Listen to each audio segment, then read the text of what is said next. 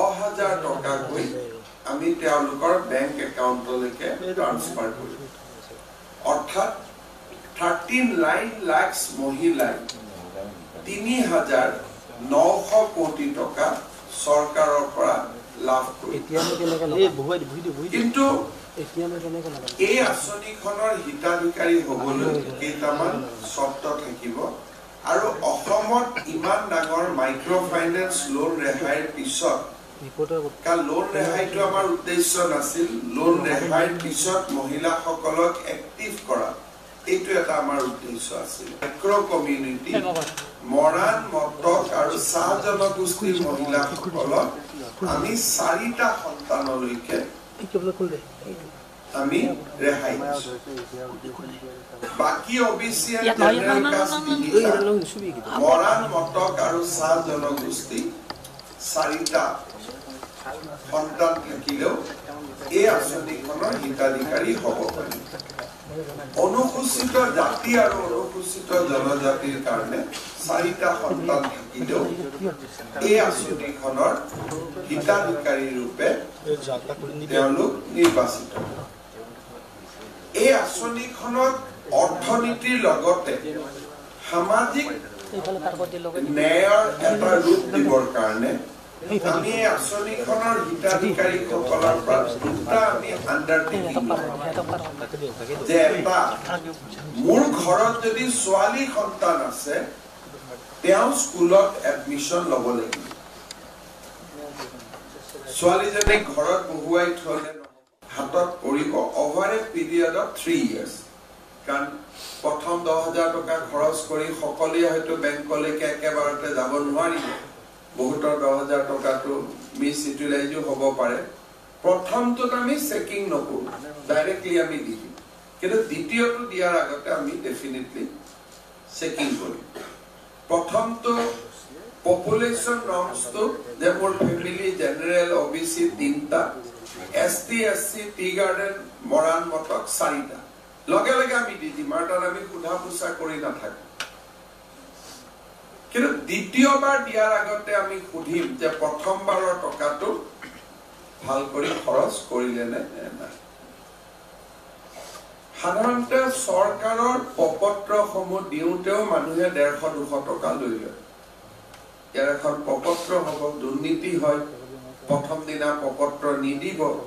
সেইকাৰণে আমি এটা ডেট দিম যেনেকে 18 তাৰিখে আমি উজনি অসমৰ প্ৰত্যেক পঞ্চায়তত ফৰ্মখন দিম তাৰমানে 18 ল'ব লাগিব 19 আৰু নাপায় আৰু এনেদৰে ডক্টৰ হিমন্ত বিশ্ব শৰ্মাৰ মন্তব্য আপোনালোকে শুনিলে যি বিশেষ আঁচনি গ্ৰহণ কৰা হৈছে লাখপতি বাইদেউ অহা কাইলৈৰ পৰা সেই আঁচনিখনৰ যি প্ৰপত্ৰ প্ৰদান কৰা হ'ব আৰু যিসকলে বৰ্তমান আত্মসহায়ক গোটৰ সৈতে সংযুক্ত হৈ আছে সেইসকলৰ বাবে ভাল খবৰ আপোনালোকে চৰকাৰৰ তৰফৰ পৰা বিশেষ আঁচনিৰ অন্তৰ্ভুক্ত হ'ব পাৰিব এই পোনে পোনে এই মুহূৰ্তত ডিজিটেল লেক্সলৈ আহিছোঁ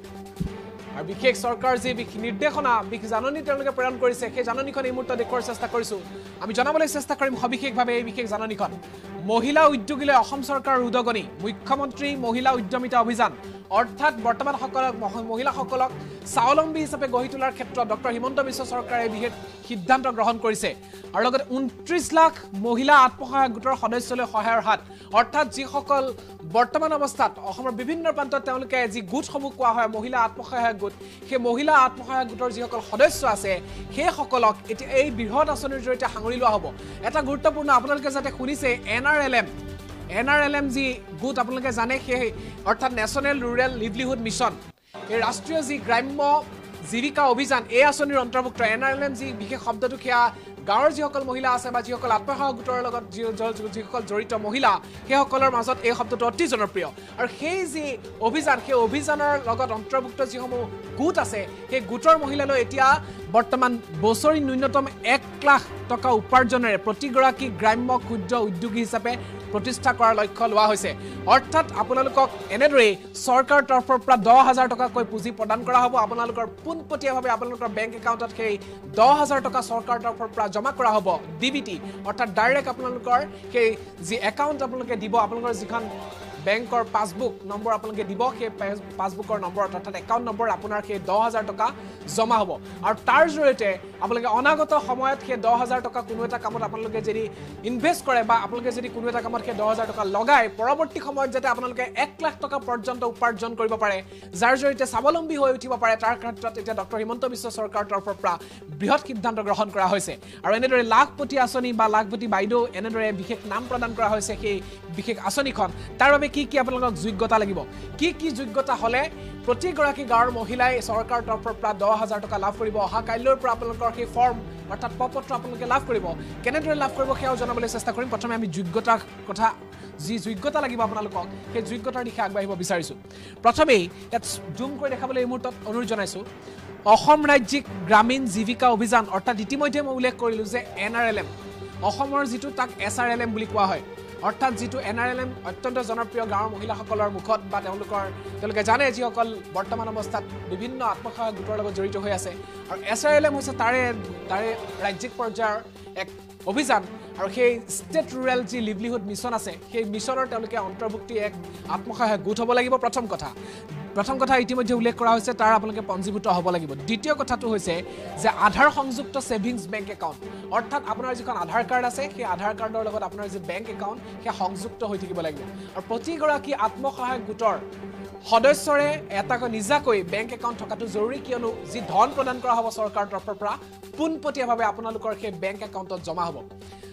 ইয়াৰ পিছতে কোৱা হৈছে যে জুম কৰি দেখাব আত্মসহায়ক গোট ফেডাৰেশ্যন বেংক আদিৰ পৰা পূৰ্বে গ্ৰহণ কৰা ঋণ পৰিশোধ কৰা মহিলা অৰ্থাৎ আগৰ সময়ছোৱাত যদি আপোনালোকে কিবা ঋণ লৈছিল আত্মসহায়ক গোটত থকা অৱস্থাত সেই ঋণ যদি আপোনালোকে নিয়মমাফিকভাৱে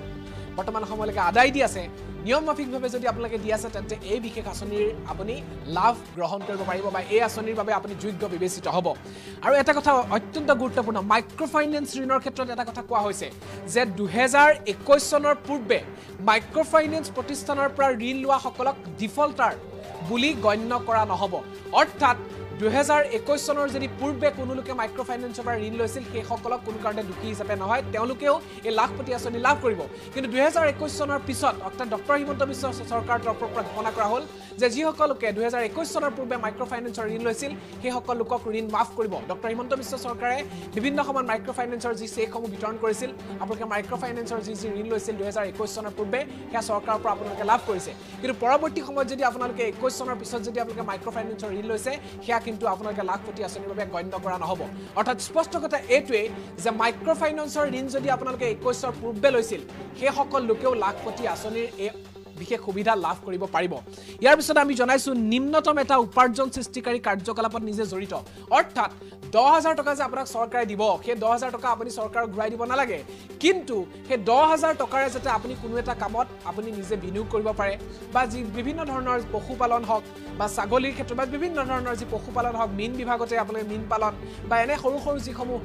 কুটিৰ শিল্পই হওক বা ক্ষুদ্ৰ উদ্যোগ স্থাপনেই হওক বা কিবা বস্তু বনোৱা বা আপোনাৰ যিহতে দক্ষতা আছে যিসকল মহিলাই এই মুহূৰ্তত এই আমাৰ এই বিশেষ লাইভ সম্প্ৰচাৰ চাই আছে সেইসকলক আমি জনাইছো আপোনালোকে যি কামতে জড়িত হৈ আছে যাৰ জৰিয়তে আপুনি অনাগত দিনত বৰ্তমান 10,000 টকা ইনভেষ্ট কৰি 10,000 টকা জমা কৰি 10,000 টকা যাতে আপোনালোকে 1 লাখ টকালৈ ৰূপান্তৰিত কৰিব পাৰে তাৰ ক্ষেত্ৰত এক কামত আপোনালোকে বৰ্তমান সময়ত নিয়োজিত হৈ থাকিব লাগিব সেয়া চৰকাৰক আপোনালোকে দাখিল কৰিব লাগিব পত্ৰ দাখিলৰ সময়ত তাৰ পিছতে জনাইছো নিজৰ উদ্যোগ সন্দৰ্ভত এক ব্যৱসায়িক পৰিকল্পনা অৰ্থাৎ 10,000 টকা যে আপুনি পাব তাৰ পিছত আপুনি কি কৰিব আপোনাৰ অনাগত পৰিকল্পনা কি সেয়াও চৰকাৰক জনাব লাগিব অত্যন্ত গুৰুত্বপূৰ্ণ যে বৰ্তমান আমি এই মুহূৰ্তত জনোৱাৰ চেষ্টা কৰিছো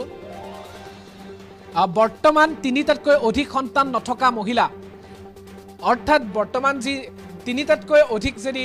মহিলা থাকে তেন্তে সেইসকলে নাপাব কিন্তু জনজাতি বা অনুসূচিত জনজাতি এই সকলো যদি 4টাও সন্তান থাকে তেন্তে কিন্তু এই যি লাখপতি আঁচনি বা লাখপতি বাইদেউ আঁচনি আপোনালোকে লাভ কৰিব দুটা লাইন লিখা আছে বৰ্তমান 3টাতকৈ অধিক সন্তান নথকা মহিলা 3টাতকৈ অধিক সন্তান থাকিব নোৱাৰিব সাধাৰণ বা অন্যান্য পিছপৰা OBC আৰু জেনেৰেল এই দুটা কাষ্টৰ যিসকল মহিলা আছে সেইসকলৰ 3টা সন্তান থাকিলে পাব কিন্তু 3টাতকৈ যদি অধিক সন্তান থাকে লাখপতি বাইদেউৰ আঁচনি আপোনালোকে নাপাব কিন্তু যিসকল অনুসূচিত জনজাতি বা অনুসূচিত জাতি মৰাণ মটক চাহ জনজাতি অৰ্থাৎ ট্ৰি ট্ৰাইবছৰ এই সমগ্ৰ কথাখিনি সাঙুৰি লোৱা হৈছে ট্ৰি ট্ৰাইবছৰ লোকসকলেও 4টা সন্তান থাকিলেও আপোনালোকে এই লাখপতি আঁচনিৰ বিশেষ সুবিধা লাভ কৰিব পাৰিব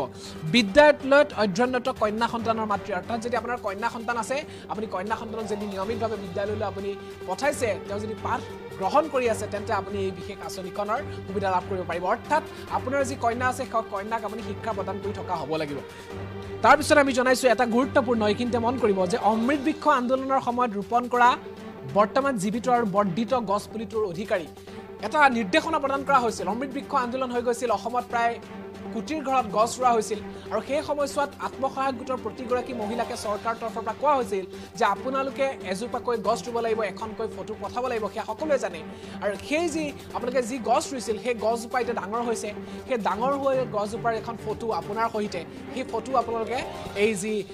বিশেষ প্ৰপত্ৰ থাকিব অহাকাইলৈৰ পৰা আপোনাৰ জিলাই জিলাই প্ৰদান কৰা হ'ব সেই প্ৰপত্ৰখনত আপোনালোকে দাখিল কৰিব লাগিব সেইখন দিব লাগিব আপোনালোকে যে গছজোপা যে ডাঙৰ কৰিলে ৰোৱাৰ পৰা যে ডাঙৰ হ'ল সেই কথাখিনি আপোনালোকে তাত দাখিল কৰিব লাগিব ফটো আকাৰে এইখিনি কথা আপোনালোক চৰ্ত আকাৰে লাগিব আৰু তাৰপিছত আপোনালোকে এই বিশেষ যি উদ্যমিতা অভিযান বা এই লাখপতি বাইদেউ 10,000 টকা চৰকাৰৰ তৰফৰ পৰা পোৱা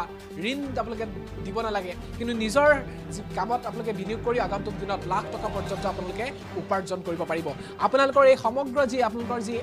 প্ৰপত্ৰ থাকিব এই প্ৰপত্ৰ দাখিল কৰিলে আৰু দাখিল কৰাৰ পিছত এক অভিভাৱক মন্ত্ৰী জিলা আয়ুক্ত বা বিধায়কসকলে এক বিশেষ এতিয়া নিৰীক্ষণ কমিটি থাকিব অৰ্থাৎ আপোনালোকে এই যি আবেদন কৰিলে আবেদন সঁচা নে মিছা এয়া চাবৰ বাবে এক বিশেষ সমিতি গঠন কৰা হৈছে এই সমিতিয়ে পুনৰীক্ষণ কৰিব আপোনাৰ সেয়া সঁচা নে মিছা বা আপোনাৰ নিৰ্ভৰযোগ্যতা আপোনাৰ সেই যিখিনি আপুনি ডকুমেণ্ট যিখিনি নথিপত্ৰ দাখিল কৰিলে সেয়া নিৰীক্ষণ কৰিবৰ কাৰণে স্ক্ৰুটিনাইজ কৰিবৰ কাৰণেও মানুহ থাকিব অৰ্থাৎ এনেদৰে এতিয়া বিশেষ নিৰ্দেশনা প্ৰদান কৰা হৈছে আৰু এই মুহূৰ্তত কোন জিলাত আপোনালোকে কোন তাৰিখে আপোনালোকৰ সেই বিশেষ প্ৰপত্ৰখন গ্ৰহণ কৰিব সেয়া আমি জনাবলৈ চেষ্টা কৰিম